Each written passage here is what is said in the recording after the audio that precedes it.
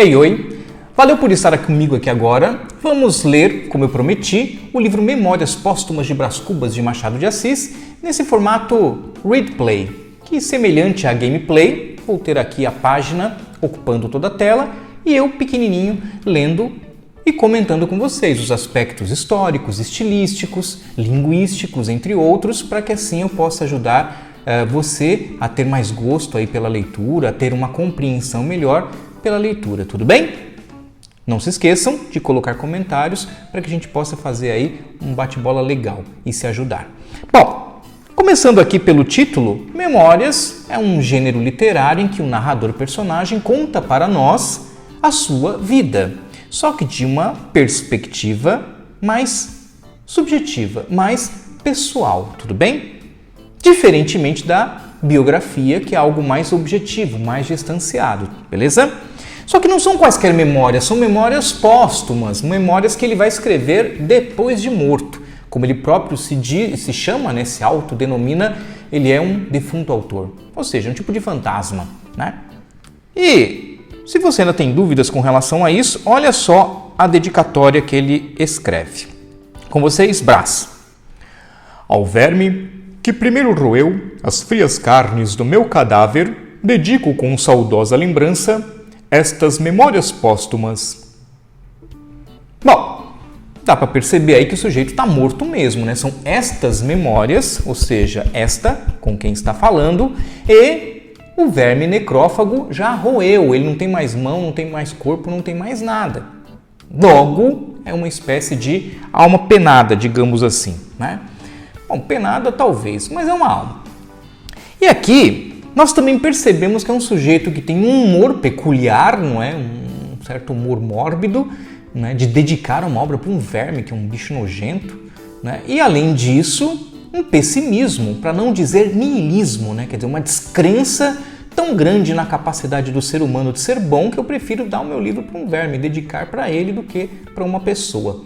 Isso vai marcar a nossa leitura daqui até o final, então não percam isso de vista, combinado? Bom, aqui nós temos na sequência um prólogo, que é uma apresentação, só que feita pelo Machado de Assis, que é o escritor do livro como um todo. Eu não vou lê-lo, né, esse prólogo, mas vou comentar algumas coisas, porque parte do que está aqui vai aparecer no prólogo do personagem Brás, né? Então, basicamente, um crítico que lê o livro vai perguntar para o Machado se é um romance. Aí o Machado diz que pode ser que sim, pode ser que não, né? Então não se prendam muito a esses gêneros literários, mas é um romance sim, né? Romance não tem nada a ver com nada romântico assim no sentido de amoroso, de passional, tá? Romântico aqui, ou melhor, romance aqui é no sentido de ser uma narrativa relativamente longa de ficção em prosa. Então genericamente a gente chama isso de romance, tudo bem? Mas a divisão dos gêneros em língua portuguesa é bastante problemática, mas vamos chamar de romance. E ele vai também dizer que um outro crítico relaciona as memórias póstumas a um livro chamado Viagens na Minha Terra, de um autor chamado Almeida Garré, que numa espécie de prosa semelhante a um diário, vai viajando pela sua terra natal, que é Portugal, mostrando, elucidando ali alguns mistérios, colocando algumas considerações que ele faz, enfim.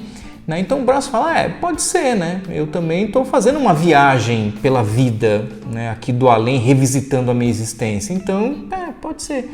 Né? E além disso, eles também têm uma outra semelhança, só que agora estilística, muito próxima, que a gente vai ver depois.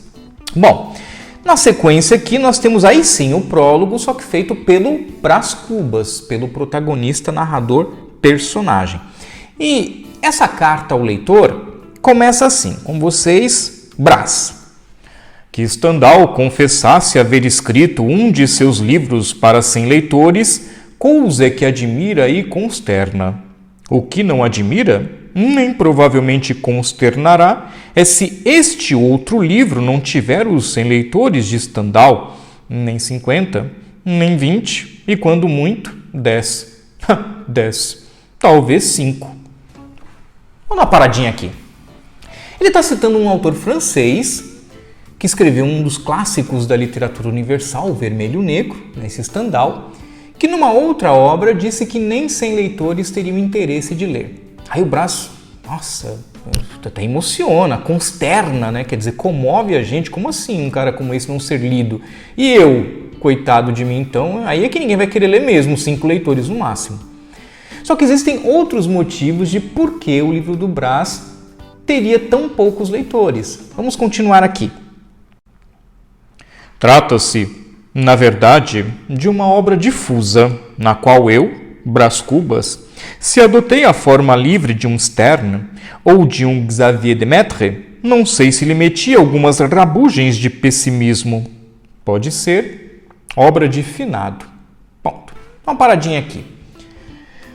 Ele cita outros autores, né? O Sterne, que é da literatura inglesa e que também viajou como o Garret, só que por terras estrangeiras, e o Xavier Lemaitre, que viajou pelo seu quarto. Imagina isso, o cara no inverno rigoroso sem poder sair, que nem a gente aí no distanciamento da pandemia, sem poder sair, então você começa a brisar, viajar. Né? Assim como o Brás está viajando pela vida, né? A partir lá da sua pós-existência. Só que eles também têm outra coisa em comum que eu havia prometido para vocês, não é? Que é esse estilo difuso, livre, digressivo, quer dizer, de narrar algo sem ficar preso a uma só história em linha reta.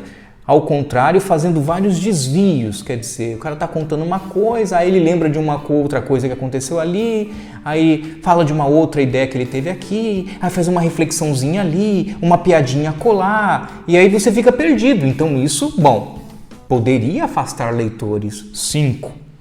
E aí ele continua.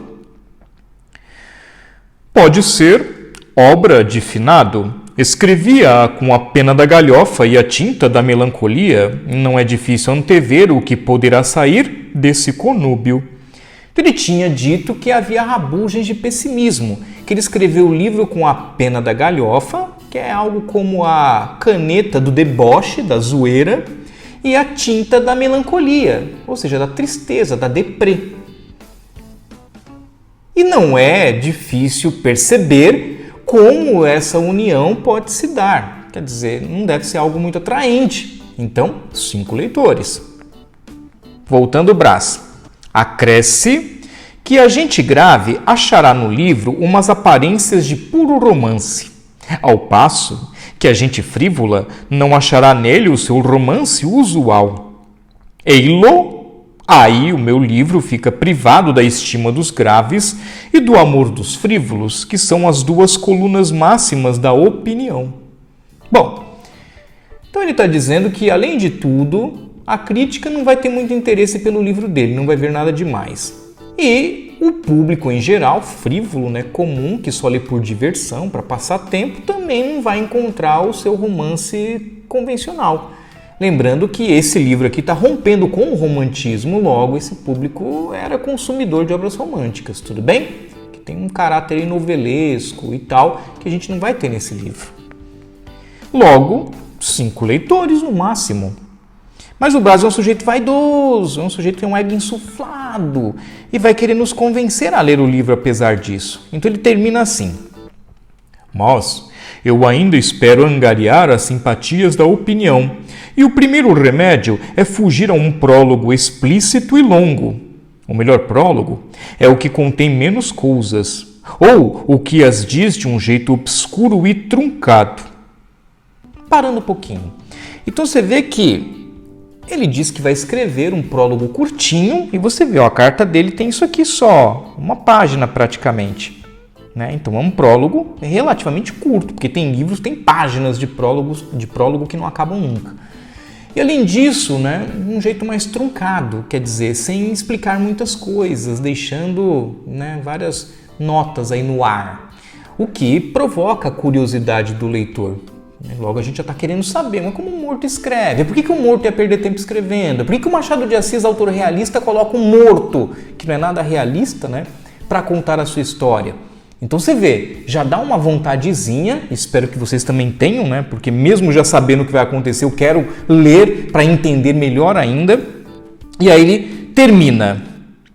Conseguintemente, evito tu contar o processo extraordinário que empreguei na composição destas memórias trabalhadas cá no outro mundo. Seria curioso, mas minimamente extenso. E, aliás, desnecessário ao entendimento da obra. A obra em si mesma é tudo. Se te agradar, fino leitor, fina leitora, pago-me da tarefa. Ou seja, o Facebook é dele, ele escreveu porque quis, e se você gostar, beleza, curte. Se te não agradar, pago-te com um piparote. Já levaram um peteleco no pé da orelha? E adeus. Quer dizer, tô nem aí se você não gostar, o Facebook é meu, publiquei porque gostei. Beleza, gente? Então assim termina a leitura do prólogo da apresentação de Brás Cubas. Espero, não é, ter sido convincente para que vocês continuem lendo comigo os capítulos seguintes e assim a gente engrene e vá até o final nessa viagem com o Brás. Não se esqueçam de curtir, de assinar o canal, de colocar lá o sininho, as notificações e também de compartilhar, gente, principalmente porque assim o algoritmo vai entender que outras pessoas podem ter interesse nesse conteúdo e a gente precisa, desesperadamente formar mais leitores na nossa cultura. Conto aí com vocês. Beijão, tchau!